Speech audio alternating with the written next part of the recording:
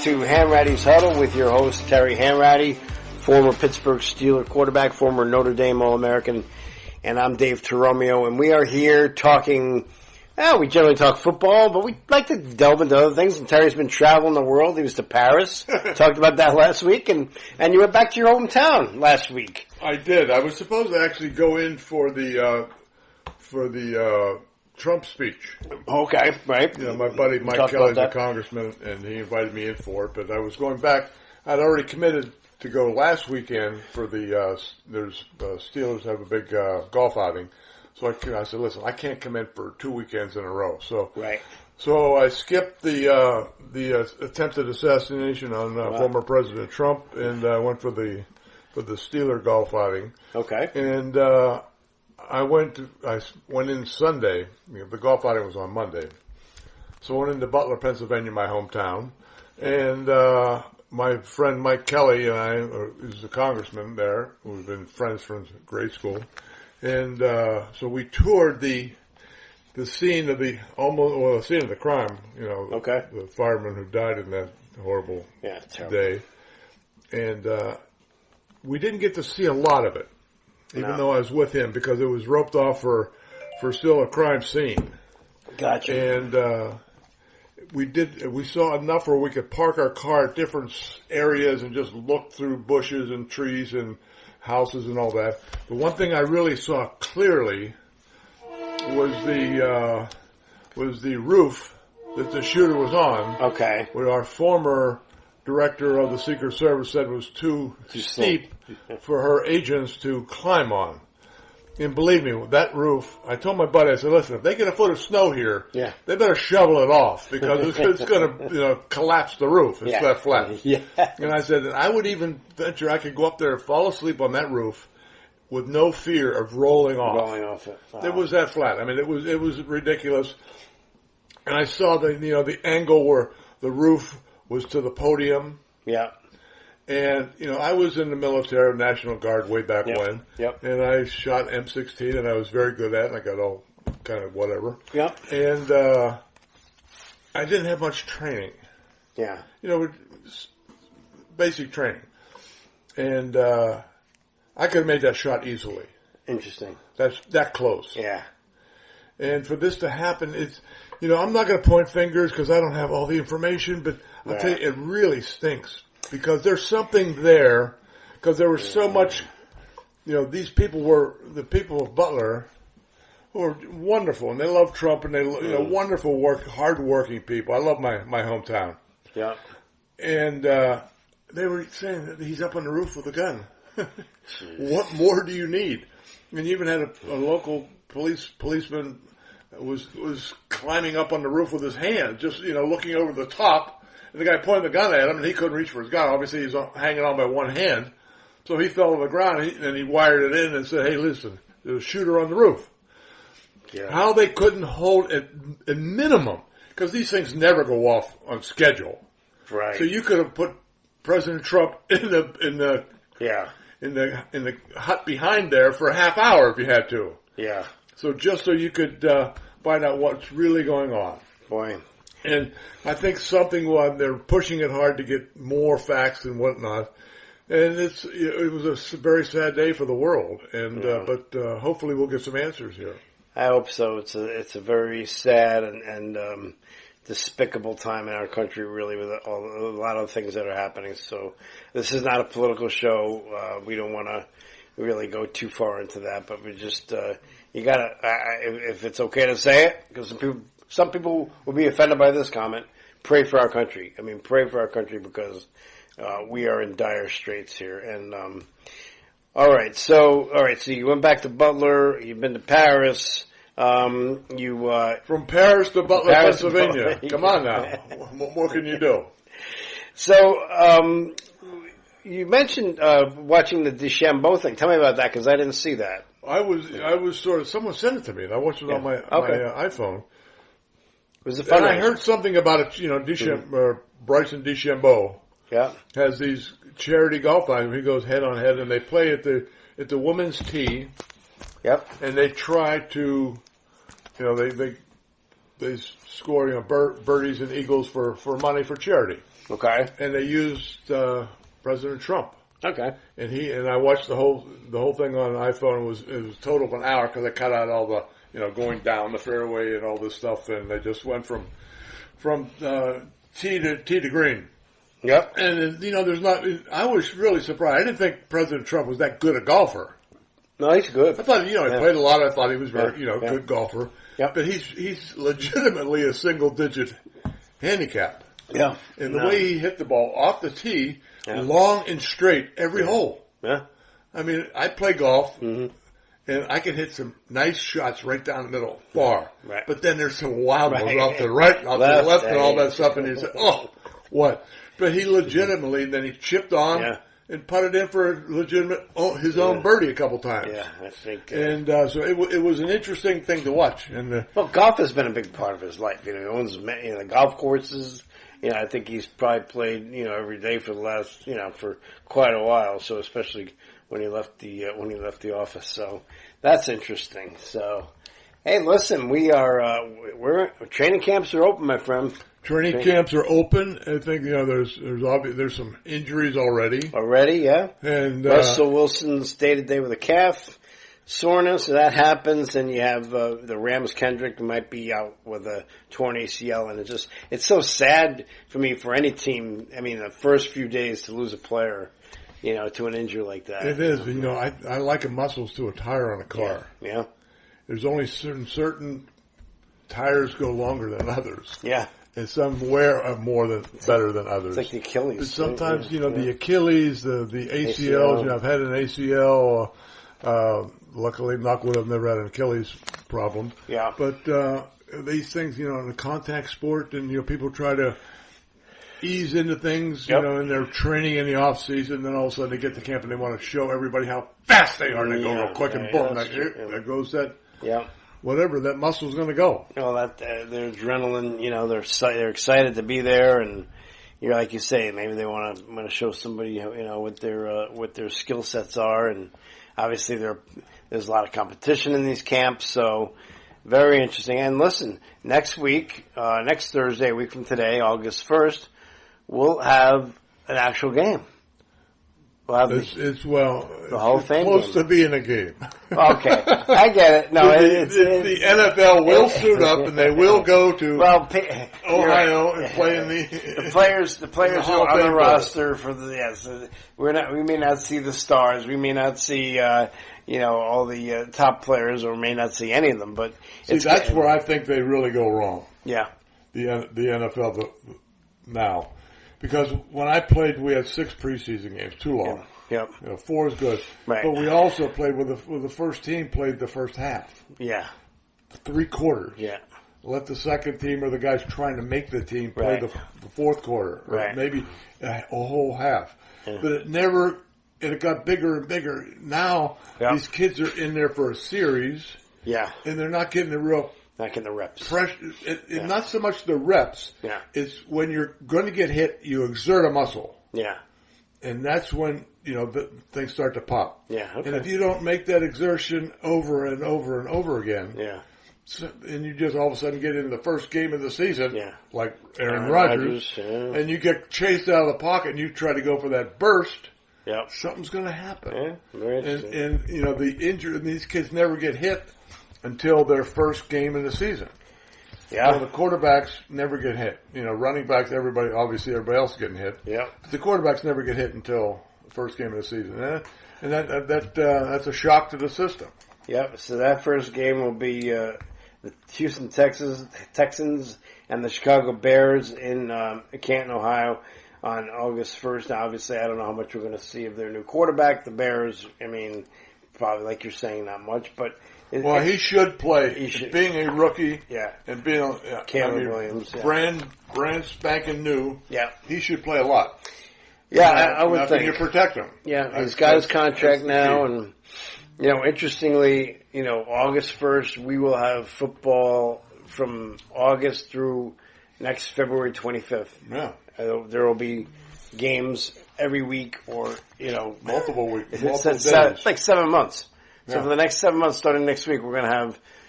Listen, I'm a junkie, but I don't know how much of that Hall of Fame game I'm going to watch. I don't think it's that well watched. Even the Jets. I mean, there's a lot of people. There's a lot of people that are just starting to shake. Yeah, football is finally coming, so they're gonna tune that Hall of Fame game in an hour early just because I'm getting close to the football season to start. Yeah, I hear you. And being here in the New York area, I do like watching the Jets and Giants preseason only to see, because you hear players that they're looking at, or players that might make the team, maybe players that were undrafted, which is really cool. But I have to ask you this question. I mentioned last week I've been watching the Hard Knocks, the preseason one with the New York Giants. So now they have that one that they follow them through the draft and the free agency, and I think the last one might be next week, and then they'll get into the preseason one eventually. And I forget who's in the preseason one, and then they do the in-season one. But my question is this, and as a quarterback, so the Giants went pretty hard to try to find a trade to move up in this draft. I mean, they show it on this show. It's not. This is not just people talking like, "Oh, the Giants trying to move." They did. They wanted one of those quarterbacks, and I think they wanted Drake May. Now, if you're Daniel Jones, and you're sitting here watching this, I mean, do you say what? I mean, these guys, does it motivate him, or does it piss him off? I mean, how does he handle it? I think it should have to. I think first of all, you got to be really naive if you don't think they're trying to replace you, no matter who you are. Yeah. But he just got a big contract. Trying to get better. He's got a big contract, and it's not a crazy contract. It's a lot of money, but it's not as big as a lot of the kids in the NFL right now, the quarterbacks. Yep. But so they can. I think they can. I think it would be a waste of a pick if the Giants were to take a chance to get a top-notch quarterback, because I like Daniel Jones. Yeah, okay. I think he's going to be good. It goes back to the fact where he's I don't care how good you are, if you can't protect him, forget it. It's the injuries more with Daniel. It's the injuries. If he's got to stay healthy, because he's proven he can play. Yeah, he's got to stay healthy, and part of that is offensive line. Yeah. Because the offensive line not only protects the quarterback, they also make holes for the running backs. Yeah, sure. Who get that 5 yards, and it makes it easier on the quarterback to dump the ball off here, rather than a quarterback always throwing for 3rd and 18. Yeah. That's a tough road to hoe. Yeah. And so, football, and I think I've said it before, and I'll say it 100 times again, it's the greatest team sport you will ever play with. Because you got 11 guys on offense, 11 guys on defense, and if any of those guys make a mistake, the whole play is over. So, it's just, you criticize the quarterback, and it's no truer statement. It gets too much abuse and too much credit. But that's where you play that position, you understand that. I hear you. I think people just tend to forget sometimes that these are human beings. They have a psyche. They have, emotions. They're not robots. And at the end of the day, I think that you have to take that into consideration as well when you're dealing with somebody in this type of situation. But I think he's going to be fine. And they love this wide receiver they drafted, Neighbors. So we'll see. It's going to be interesting. I love football season. I love September, October. I mean, August is... Football season is a real connector. Yeah. You connect everybody in the country, because everybody has an opinion on their team or other teams.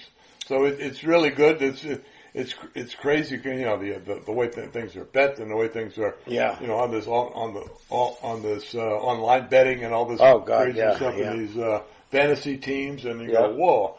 I mean, I couldn't no way. People go to these fantasies, they could change players every week. No, right. I got no way in heck I could keep up with one of those things. And then switching to college for a second, Notre Dame, I mean, we've talked about their schedule before, but really their premier game, really, of the season is their opener when they are at Texas A&M on August 31st. I think the big one is going to be Florida State. It's about halfway through the season. But they do the biggest game will be Texas A&M, because it's the opening game. Right. So that's always the most difficult one, and it's on the road. So that's going to be difficult to go down to Texas, because early September it's going to be hot. Okay. So you got to have a lot of players and a lot of backups and get these kids really ready. And I really think if Notre Dame pulls that one out, which I think they should, then I think it's going to be a really good season for the Irish. Well, yeah. Just again, we'll walk through it because it's very interesting that you have you go at Texas A&M on the 31st, September 7th, Northern Illinois. Nothing against Northern Illinois, but obviously that should be a win. At Purdue can always give you a battle, so that's going to be interesting. Purdue used to always be on our schedule. They were one of the ones. Michigan State and Purdue were, when I was there and before me and after me, those two schools were always on our schedule. Yeah. And Purdue was always a pain in the neck. Miami of Ohio at Notre Dame, okay. Louisville, again, one of those teams you never know about, at Notre Dame. Stanford at Notre Dame. Rebuilding. Notre Dame playing Georgia Tech in Atlanta. Notre Dame, a Navy, and then your Florida State is not until November 9th, and it's a Saturday night game, so it's going to be very interesting. We should go. We get your friend to get us some tickets, and we'll do the podcast from there. But I'm a little shocked because it's not that impressive a schedule. It's not. And then just finishing up, rounding out the schedule, you're hosting, Notre Dame is hosting Virginia. Then they are playing Army in Yankee Stadium. Right. Okay. And then they go out and play USC, last game of the year on November 30th. So you have one at the beginning with Texas A&M. You got Florida State. You got Southern Cal. Southern Cal. So really three tests. Southern Cal, you can't tell. They got a new quarterback, obviously. Yeah. Right. With the Bears. Yeah. But he's going to be good. And they always have talented skill positions. California, they got a lot of running backs and wide receivers playing football out there. Yep. Great cheerleaders, whatever. No, I didn't say that. Who said that?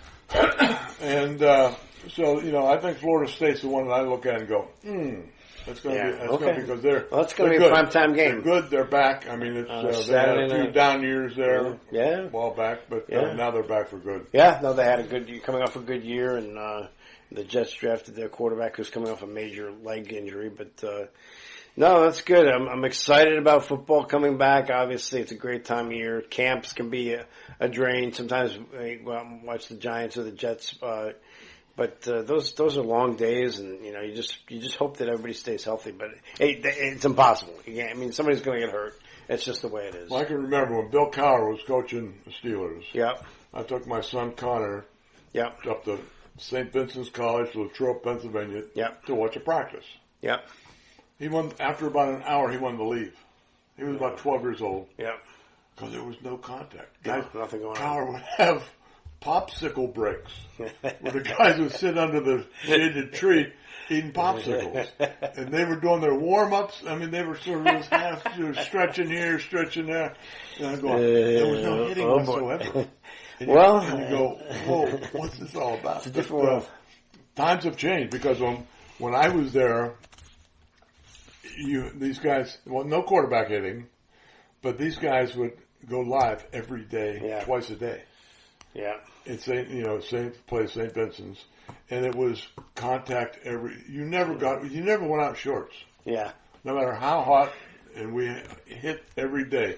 And even when they go one-on-one, the old Oklahoma drill, right? Yeah. And stuff like that, and it was contact. Yeah. And I can't remember that many injuries.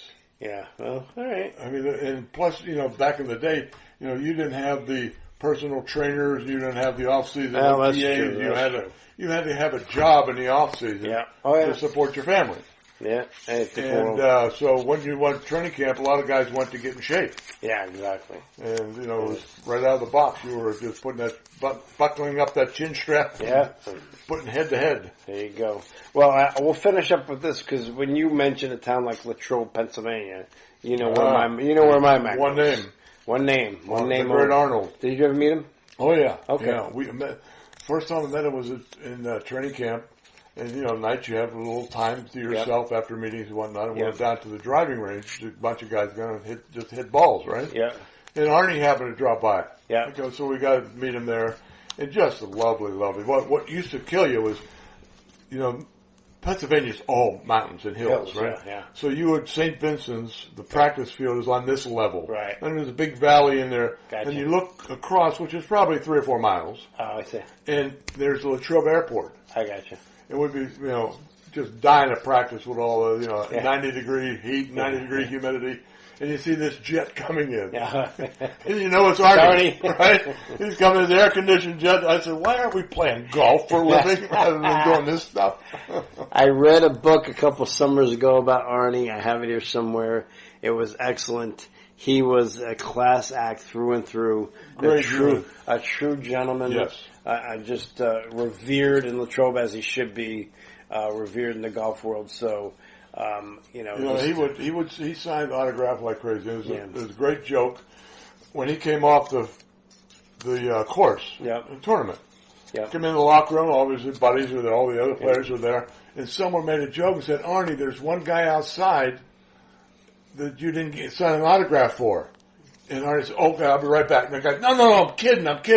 He signed so many autographs, and he was such a lovely person. Arnie's Army. And he saved golf. Yeah. He really did. Yeah. With that Arnie's Army, way back when golf was sort of, a secondary, second thought. Then Nicklaus came along, then the competition between the two, and boom, the two of them brought that golf back to life again. By the way, speaking of golf, and we just finished the last major this past weekend, the British Open.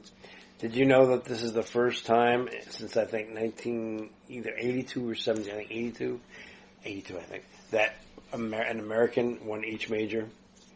Wow. It's the first time. That surprised me too. Yeah. Yeah, but Schauffele winning, because you had Scheffler winning too, and then you had DeChambeau winning this Open. So you have 4 Americans winning each major. I never thought of it. Yeah. No. Now they just got to win the Ryder Cup. And you have the Olympics coming up too, so that's going to be interesting. The Olympics haven't got my interest yet. Well, the thing that got me, because I think I mentioned before that I love track and field. I did decathlon when I was in high school, so I love all the events. Yeah. And it used to be back in the old day that when you had the Summer Olympics, it was a lot of track and field. You got to see the shot put, you got to see the javelin, you got to see the hurdles, you got to see the sprints. Right. But now it's really changed. You're not seeing that much track and field. You're seeing a lot of swimming. Yep. I like swimming, but I think it's an overload. But of course, they're catering to the audience. Yeah. And I guess I'd rather watch swimming than watch you guys throw a shot put. Yeah. Or put a shot should be the way to say that. But so I would rather see more track and field. But I'll still watch it too. I love the Olympics. I think it's one of the great events. It is, and it should be. The greatest athlete in the world was the guy who won the decathlon. Yeah. Remember Rayford Johnson? Oh, yeah. Way back when? Yeah. He was a great one. No doubt. And, don't go there. Let's not go there. I can see it in your eyes. All right, so we covered quite a bit today, and we hope you enjoyed this version of Hanratty'S Huddle with your host, Terry Hanratty. I'm Dave Toromeo. Thanks for joining us. Until next time.